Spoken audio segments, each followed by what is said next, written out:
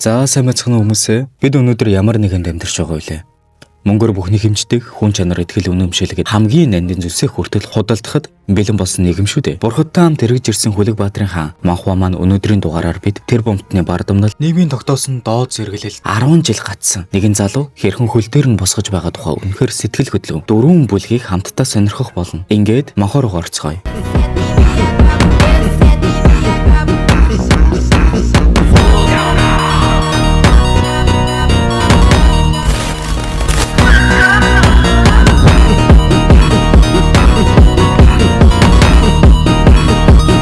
ертөнцид сүсэг бишрэл үгүй болж бурхад зөвхөн хөшөө дурсгал болон хувирсан энэ цаг үе. Өөрийн ертөнцид ариун дайныг ялж хүндрэлтнийг аварсан Леон дэлхийдээ буцаж ирсэн тэр энэ хуурмаг нийгмийг хараад өмнөө 3 зорилго тавьдаг. Нэгт хүмүүсийн зүрх сэтгэл жинхэнэ итгэл үнэмшил дахин дөрвөл. Хоёрт бузар мөхийн эсрэг зогсох ариун бадруудын нийгэмлэгийг сэргээн босгов.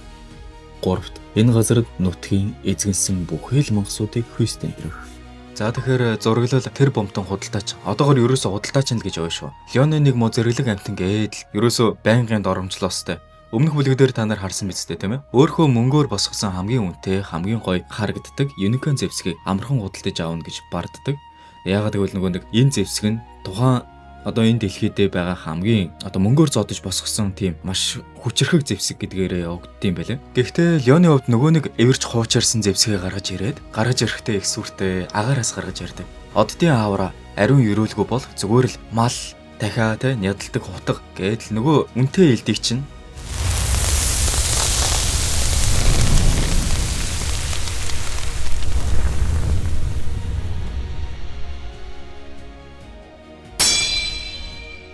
шилшгэл бутлаа хийчихэж байгаа юм л да. Эндээс бид юу харж байна? Чи гаднаа ямар ч гоё брендийн хувцас өмссөн хэдэн тэрбумын үнэтэй машин унлаач дотор чинь ямар зүйл байна вэ гэхээр хүн чанар. Леоны хэлэх гээд байгаа зүйл хүн чанар өөрийн гэсэн аура байхгүй болвол жинхэнэ амьдрал дээр энэ сэлэмшиг л ерөөсөө л бутраад унах юм байгаамаа гэдгийг л зохиолж энэ санаагаараа илэрхийлэх гэсэн юм болоо да гэж би харсан. Элдэн хугарахад сандарсан худалдаачийн бүр сүлдээ улаарад эдгэршгүй хавдрыг эмчилдэг нөгөө ариун будооны бүх эрхийг 180 тэрбум воноор ганцаараа өмчилж бусдад үнэтэй зарах гэж оролддог. Бодит амьдралээр яг ийм юм болдог тийм ээ. Хавдрын юм байна гэд за үгүй би одоо юу гэж хэлмээр юм бэ? Хавдрын им бодит амьдрал дээр гарлаа гэж бодоход энэ маш их олон хүний ямиг аврах боломжтой байна тийм ээ. Тэгэхэд нэг корпорац түүнийг ингээд монополчлоод цор ганц эрхийг хөнгөж худалдаж аваад зүгээр л одоо энийг мөнгө саах хэрэгсэл гэж харж байгаа нь яа за үнэхээр Леоны хувьд бол нүд чихшмээр сэтгэл гутрамаар яг тийм агшин байсан байх гэж би бодож байна. Үүний эсрэг Леон жинхэнэ утгаараа дэлбэрдэг. Тэр худалдаач нь лу чи ариун байдлыг доромжлох гээё гэж хэлгэнэ ойрлоход ерөнхийдөө тэр будаа болвол газар шороон тэр хөрсөө урсгасан тариачтад өгдөг шагнал болохоос лөөрчин мөнгөөр худалдаж авдаг зүйл бишээ гэдгийг хатуу ойлгуулдаг. Хүн гэдэг амьтан үргэлж нэг зүйлээр цангаж байдаг. Тэр нь өрдөөл үнэлүүлэх. Бид бодоо сургууль дээр авсан А эсвэл F дүнгээр хэн болохоо хэмжүүлдэг. Том болохоор хэдэн дөрөвний цалин авдагаараа хизээ буудагаараа ямар утас барьдаг, ямар машин унснараа нийгэмд хинбэ гэдгээ батлах гэж өдөр шөнөгүй зүтгэдэг, тийм ээ. Яг энэ өрөөдмөр гинжин хэлхээ биднэрт харуулахыг хүссэн юм болов уу гэж би дотроо боддتي. За тэгвэл энэ зохиолыг бидэнд өгч байгаа хамгийн том мессеж нь юу вэ гэхээр нийгмийн тогтоосон хайрцаг байгаа юм. Аншдын холбоо их газар Гүдэгсэн гэсэн нэг залуу бий. Тэр 10 жил цус тулаан амьд үтсэн маш олон туршлагыг өөртөө хоримтлуулсан мөртлөө өнөө хүртэл D ранк буюу хамгийн доод зэрэглэл гацсан байгаа юм. Тэгэхээр холбоонд хүний хүч чадлыг ерөөсөө ганцхан электрон төхөөрөмж гараа өргөхдөд л тооцоолдог нэг ийм тогтсон хэмжигдэхүүнтэй.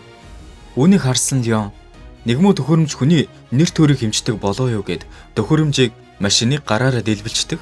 Магадгүй Гүдэгсэн хамгийн том алдаа нь өөрөө ч мэдэхгүйгээр тэр машиныг гаргаж өгсөн дид үн эвлэрээд би үүнээс цааш дийлэхгүй гэд өөртөө итгэсэн байж болох юм тийм ээ. За тэгээд өөргөө голоод байгаа манай залуу одоо энэ явагдаж байгаа шалгалтан дээр за үз надаас гадна ер нь нэг туршлагатай хүмүүс байхгүй юм байна да. Гадаадын зуулшинг бодох юм бодвол энэ хоёр за да баг ямар ч туршлагагүй харагдаж шүү. Дөнгөж эхний шалгалтанд бололтой гэд. Энэ хоёрыг бол ерөөдөө голоод байгаа юм. За тэгээ багада ер нь би баг ахлаад явах юм байна гэсэн үүргийг өөртөө оноочж байгаа юм л да. За ямар ч байсан Дэгсэн болвол өөргөө нэлийн голдог төрлийн хүн байгааз. Хаалган дотор багийнхан өөрсдөө танилцуулдаг. Гү Дэгсэн болвол довтлогч Огета гээд төмөр билетийн өвөө байгаа. Бас дээрэс нь 2 Шинко байгаа. Нэр нь бол Ши Тэхэн, Шин Наян. За ямар ч энэ 2 Шинко гэдэг уулнаа. Ах нь бол Бамбатай, дүү нь бол Ном Сумтай.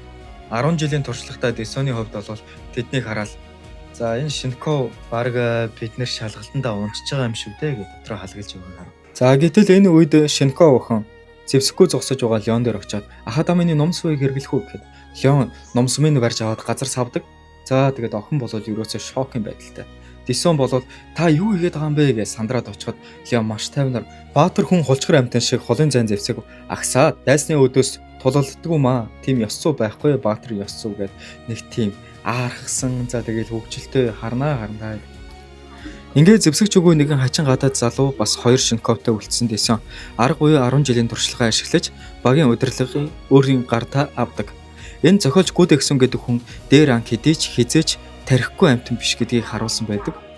Тэд ил задгаа тулалдахын оронд Кобл мангасуудыг амьдардаг агууд орж ирж үүдэнд нь чихтэй өвс асаа утаагаар мангасуудыг гадагш хөөж гаргаж ирнэ гэсэн тактикаар хөдөлдөг.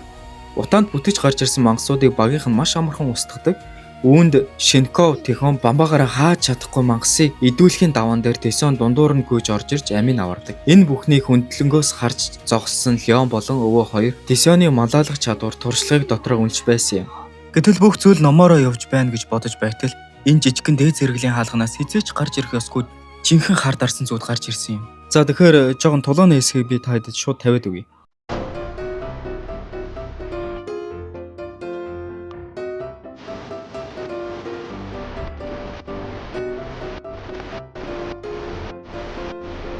Тэхэн яг үхдэг юм байна гэж бодож байтал Леон дундуур нь салхицсан орж ирээд нөгөө аимшигтай мангасын дайралтыг ганцхан хуруугаараа хаачгаж байгаа юм да. Гэхдээ энд зохиолч бидэнд маш том зүйлийг ойлгуулахыг зорьсон байгаа юм. Леон тэр мангасыг хурууныхаа үзүүрээр л няцлаад хайчих чадах байсан. Гэвч тэр тэгээгүй. Мангасыг эргүүлээд Гү Дэгсэн рүү явуулчихдаг.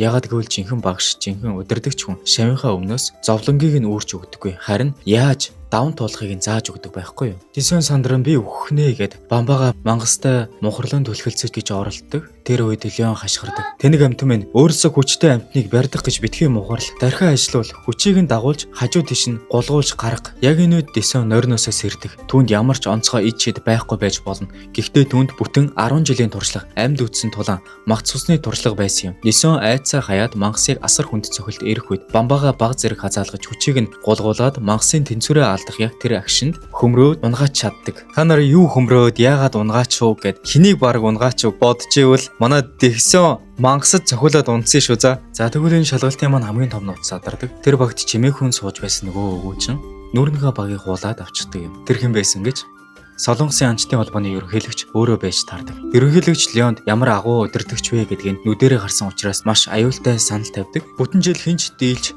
цэвэрлэж чадаагүй дотроо спиннер гэдэг аимшигт босс мангастай цус дулаан хаалга устгаж өгөөч гэж гуйдаг. Ингээд жинхэнэ тоглоом эхэлж байгаа юм. За ингээд видеоныхоо төгсгөл бид танаас нэг зүйл асууя. Гү Дэгсэн жинхэнэ хүчийг тэр эвдэрсэн хэмжээр юм шин биш. Түүний хөлсөө урсгасан 10 жилийн туршлага өөрөө баталж өгдөг. Тэгвэл яг өнөөдөр та өөрийнхөө үн цэнийг юугаар хэмжирч амьдарч байна? Даргаас авдаг цалин уу? Эсвэл сургуулийнхаа дүн үү? Эсвэл бусдыг танд өгсөн үнэлгээ юу? Хизээж битгий хуурамчтай бусдын амаар өөрийгөө потенциалыг хязгаарлаарай. Таны дотор ямар их хүч байгааг хэн ч мэдэхгүй. Гү Дэгсэн шиг доторх D-rank гэдэг хайрцагаа эвдэж хаяад амьдралынхаа бамбаг чанга бариад урагшаа нэг дайраад үзээрэй. Бичлэг маань танд бяцхан уран зориг өгсөн бол subscribe дарж дэмжээрэй. Дараагийн дугаараар үхлийн улаан хаалган дотор жинхэнэ цус асгарсан тулаанаар уулзцгаая. Түр баяртай.